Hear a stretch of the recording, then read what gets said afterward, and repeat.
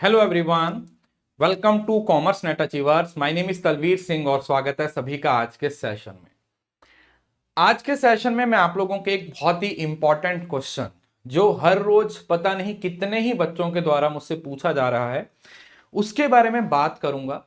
मैं आप लोगों को कोई हवाई बात नहीं बताऊंगा कि मुझे यहां से पता चला है, यहां से ये है, कुछ नहीं। Totally fact based, totally logical तरीके से मैं आपको सारी बात समझाऊंगा। इस वीडियो के बाद एटलीस्ट आपका माइंड सेट एकदम से फिक्स हो जाएगा अपनी प्रिपरेशन के लिए। तो अभी आप लोगों का एग्जाम सितंबर में खत्म हुआ, उसके बाद अक्टूबर 17 अक्टूबर को आपका रिजल्ट आउट हुआ।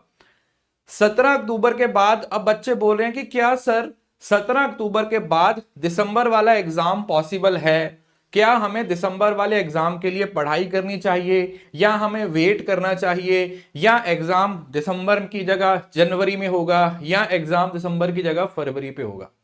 आपको YouTube पे बहुत सारी ऐसी वीडियो मिल जाएंगी और हर रोज मिलेंगी। मैं आपको बता रहा हूं, हर रोज आपको ऐसी वीडियो मिलेंगी जिसमें दावे किए जाते हैं कि एग्जाम इतनी तारीख को होगा, ये होगा, वो होगा। लेकिन आप इस चीज को थोड़ा सा ध्यान से समझने की कोशिश कीजिए। इस क्वेश्चन के आंसर के लिए हमें थोड़ा सा पीछे की तरफ जाना पड़ेगा। लगभग 2020 की अगर हम बात करते हैं, 2021 की हम बात करते हैं और 2022 की हम बात करते हैं, 3 साल लगातार आपका एग्जाम एक बार ही हुआ। यहां पर तो कोविड था, लेकिन 2021 और 2022 में आप लोगों का एग्जाम एक एक बार ही हुआ था। लेकिन उसके बाद अचानक से एक चेंज आपको देखने को मिलता है जब 2023 आता है, मतलब लास्ट ईयर। अब 2023 में आपका एग्जाम 3 बार कंडक्ट होता है, जिसमें फेब में, फरवरी और मार्च में आपका पहला एग्जाम होता है, जून में आपका दूसरा एग्जाम होता है, और दिसंबर में आप लोगों का नेक्स्ट एग्जाम होता है। और उसके बाद अगर हम 2024 की बात करते हैं तो 2024 में आप लोगों का दिसंबर के बाद ऑब्वियसली बात जून में होना था, और जून में हुआ भी था, लेकिन वो क्योंकि कैंसिल हो गया था तो जून के बाद आप ये मान के चलो कि वो एग्जाम आपका अगस्त और सितंबर में शिफ्ट हो गया था, और जिसका रिजल्ट आप लोगों को अक्टूबर के महीने में देखने को मिला। ये एक टाइमलाइन है जिसको आपको पहले समझना पड़ेगा, एनटीए के पैटर्न को अंडरस्टैंड करना पड़ेगा, ये देखना पड़ेगा कि कौन सी चीजों की पॉसिबिलिटी है। देखिए, हम इकोनॉमिक्स पढ़ते हैं, हम स्टैटिस्टिक्स पढ़ते हैं, हम उसके हिसाब से आपको पॉसिबिलिटी के बारे में बताते हैं, फैक्चुअल बातें बताते हैं। ठीक है, ऐसा नहीं है कि कहीं से भी कोई इंफॉर्मेशन आ रही है उसके ऊपर वीडियो बनाते हैं। अगर आप 2023 में देखते हो तो फरवरी और मार्च में आपका बेटा एग्जाम हुआ था, और लगभग लगभग 14-15 अप्रैल के आसपास, मतलब वैसाखी का त्योहार था, अप्रैल में आपका रिजल्ट घोषित हुआ था। रिजल्ट घोषित हुआ था 15 अप्रैल को आपका रिजल्ट घोषित हुआ था। 15 अप्रैल के बाद मई और जून 2 ही महीने का टाइम था, और आई थिंक शायद 15 से या 22 से या 19 से कुछ इतनी डेट को आपका एग्जाम है वो कंडक्ट किया गया था, जो जून वाला था। तो अगर आप इस पैटर्न के हिसाब से देखते हो और अगर आप लॉजिकली भी देखते हो तो आपके एग्जाम होने के पूरे चांसेस हैं। अगर अक्टूबर में आपका रिजल्ट आता है, फॉर्म को वो 20 दिन का ही विंडो देते हैं, आपने देखा होगा 20 डेज का फॉर्म का विंडो होता है। उसके बाद फिर करेक्शन विंडो आती है, उसके बाद आपका पास जो आपके एडमिट कार्ड आते हैं वो आते हैं, और उसके बाद आप मान सकते हो कि 10 दिसंबर या फिर 12 दिसंबर, मतलब सेकेंड वीक से most approximately mid of the month ज्यादातर आपके एग्जाम कंडक्ट किए जाते हैं। अब दूसरी बात, क्योंकि अब एग्जाम ऑनलाइन है तो उसके पॉसिबिलिटी और बढ़ जाती है, क्योंकि जब ऑफलाइन एग्जाम होता है तो ऑफलाइन एग्जाम के सेटअप के लिए ज्यादा टाइम लगता है, क्योंकि वहां पर एक्चुअली में पेपर है वो प्रिंट होने होते हैं, तो प्रिंटिंग में बहुत सारा टाइम जाता है, इसी वजह से तो लीक हो जाते हैं, लेकिन चलो वो कोई दिक्कत नहीं है। लेकिन ऑनलाइन के अंदर ये वाली पॉसिबिलिटी होती है वो बहुत ज्यादा कम होती है। तो अगर आप इस पैटर्न को देखते हो, अगर आप इस ट्रेंड को देखते हो, तो आप ये मान के चलिए कि आपका एग्जाम टाइम पर होने के पूरे पूरे चांसेस हैं। अब मैं ये नहीं बोल रहा हूं कि ऐसा ही होगा, क्योंकि एनटीए की तरफ से अभी तक कोई नोटिस नहीं आया है कि कोई एग्जाम की फॉर्म का नोटिस आ जाना चाहिए। हम मान सकते हैं कि शायद यहां पर इस वीक में या नेक्स्ट वीक में, दिवाली से पहले या बाद नोटिस आ जाएगा, अगर वो दिसंबर में एग्जाम कंडक्ट करवाने वाले हैं। तो पहला सवाल का जवाब मैंने आपको दे दिया है कि आपके एग्जाम दिसंबर में होने के पूरे पूरे चांसेस हैं और आपको उसी के हिसाब से अपनी तैयारी पे फोकस करना चाहिए। इधर उधर की बातें नहीं, इधर उधर से जो फोकस को डाइवर्ट करने वाली चीजें हैं, है ना। कुछ यूट्यूब चैनल है जो हर रोज वीडियो डालेंगे, वो लगे हुए हैं, आज भी डाली होगी, कल भी डालेंगे, तो आप इन सब चीजों से थोड़ा दूर रहें। लेकिन अब दूसरी बात कि सर अगर एग्जाम दिसंबर में नहीं होता है क्योंकि अभी तक फॉर्म नहीं आए हैं, तो हम क्या कर सकते हैं। देखिए, एक बहुत बेसिक सी बात मैं आपको बताता हूं।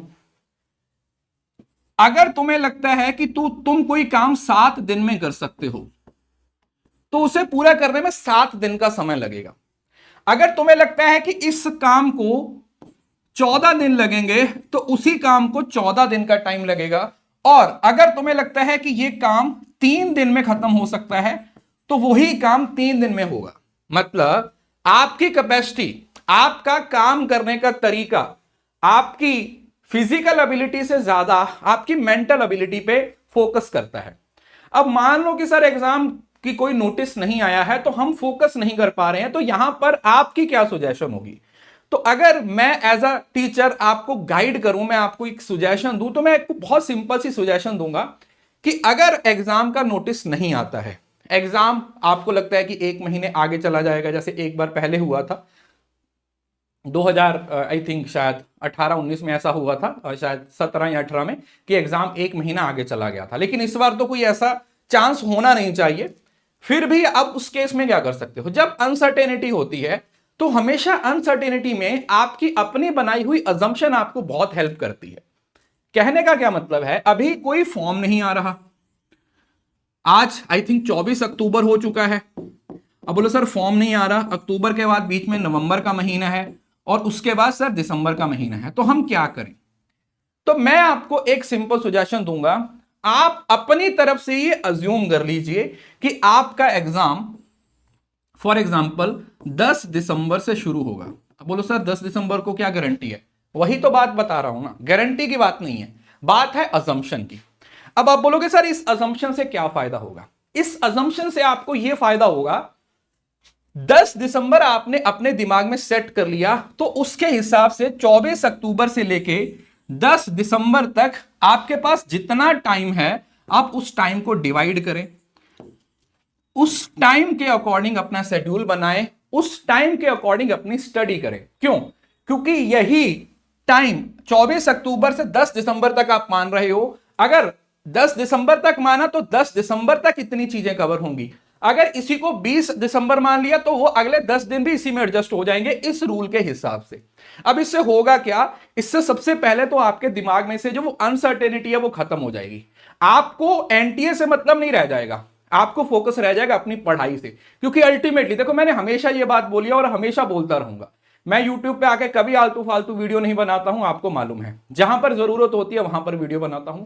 मेरा एक सिंपल सा रूल है, एक सिंपल सी बात है, और शायद यही रीजन है कि मेरे सिंगल बैच से 6-6, 7-7 AIR 1s निकलते हैं, हजारों बच्चों का नेट JRF निकलता है। उसका एकमात्र रीजन क्या है, उसका एकमात्र रीजन ये है कि मैं आपको एक बात बोलता हूं कि बेटा एग्जाम ऑनलाइन हो ऑफलाइन हो, पहले हो बाद में हो, दिसंबर में हो जनवरी में हो, उसको पास करने का एक ही तरीका है, वो है study.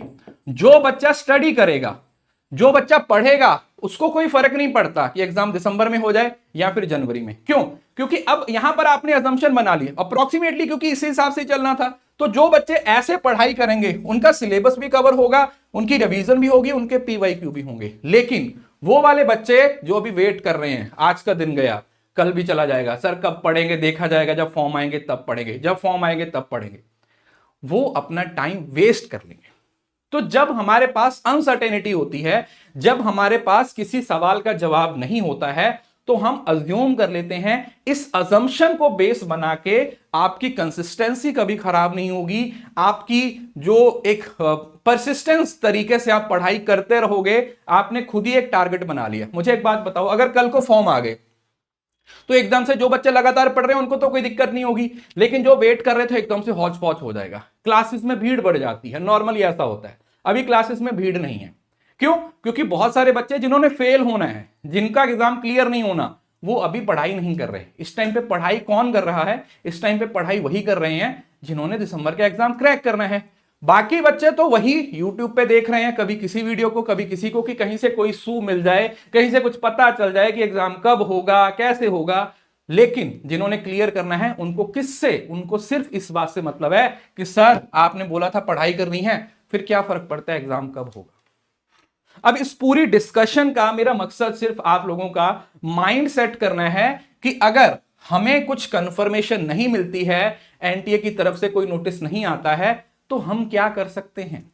Being a student, being an aspirant, आपके लिए सबसे इंपॉर्टेंट है कि आप अपनी पढ़ाई करते रहें, आप कंसिस्टेंसी से पढ़ते रहें। क्यों? क्योंकि जब आप अपना टाइम वेस्ट कर रहे होते हो तब कोई और पढ़ रहा होता है, और जब रिजल्ट आता है तब आप रो रहे होते हो और वो लड्डू बांट रहा होता है।